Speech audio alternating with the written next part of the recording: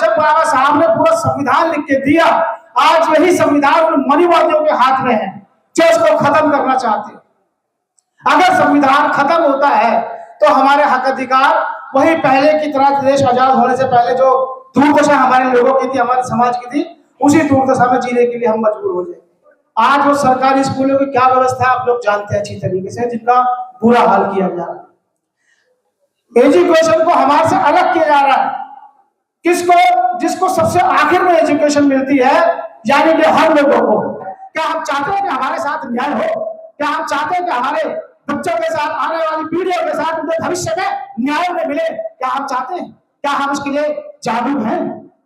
हम जागरूक हैं? अगर हम जागरूक हैं तो हमें समाज में काम करना होगा, समाज में वैचारिक क्रांति करनी होगी। तब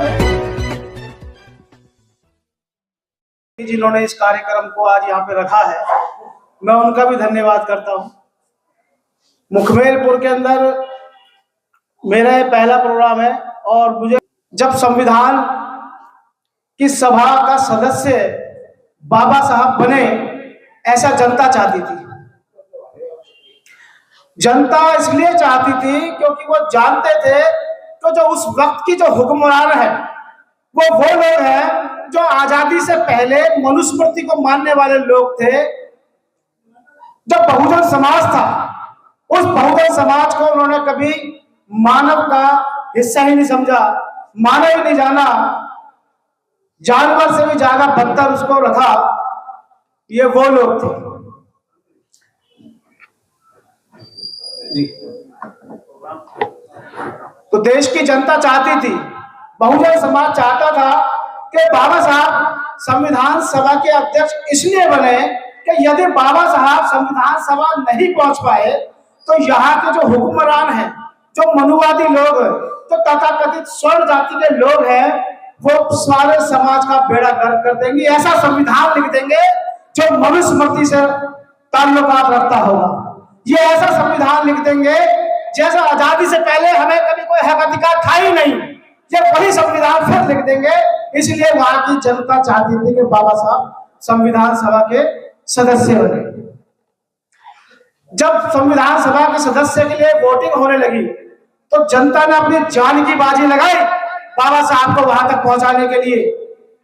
जब जो सदस्य थे जिन्होंने वोटिंग करनी थी, जब वो वोट करने के लिए जा रहे थे तो वहां की तमाम जनता वहां पर बाहर खड़ी थी और वो कह रही थी कि कुछ भी हो जाए बाबा साहब संविधान के सदस्य अवश्य बनने चाहिए, नहीं तो हम यहाँ खड़े हैं, हम एक एक को छोड़ेंगे नहीं और खुद भी आत्मदाह कर लेंगे। क्योंकि अगर बाबा साहब संविधान सभा के सदस्य नहीं बनते हैं तो वैसे भी इस देश में कुछ बचने वाला है नहीं।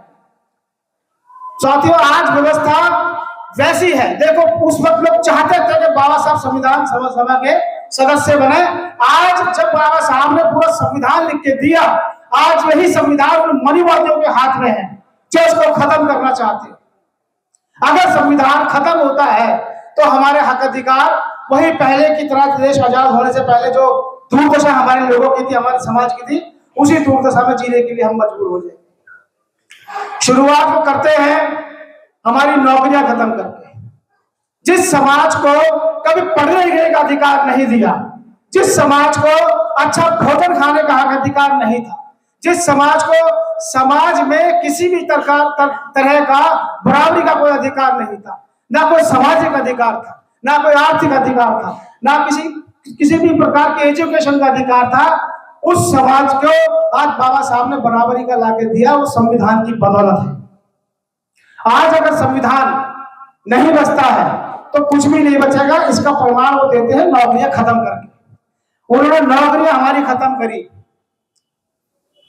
26 जनवरी 1950 के बाद जब भारत का संविधान जब लागू हुआ तो देश में हमारे को नौकरियां मिलने का सिस्टम लागू हुआ। देश में शिक्षा, हम लोग शिक्षा भी प्राप्त कर सकते हैं, शासन सत्ता के अंदर हिस्सेदारी भागीदारी भी तय कर सकते हैं। ये लिखित में गारंटी हमारे संविधान देता है। नौकरियां हमारी खत्म करी। हम कभी कुछ बोले? हमने कोई आंदोलन वगैरह किया क्या? हमने 2-4 जातियों ने मिलकर के कभी कोई आंदोलन किया? वो जातियां जो मानव नहीं मानी जाती थी आजादी से पहले, हमने कुछ भी नहीं किया। संविधान ने तो हमें नौकरियां दी, मगर हमने उसके पक्ष में कुछ नहीं बोले। दूसरे लोग काम करते हैं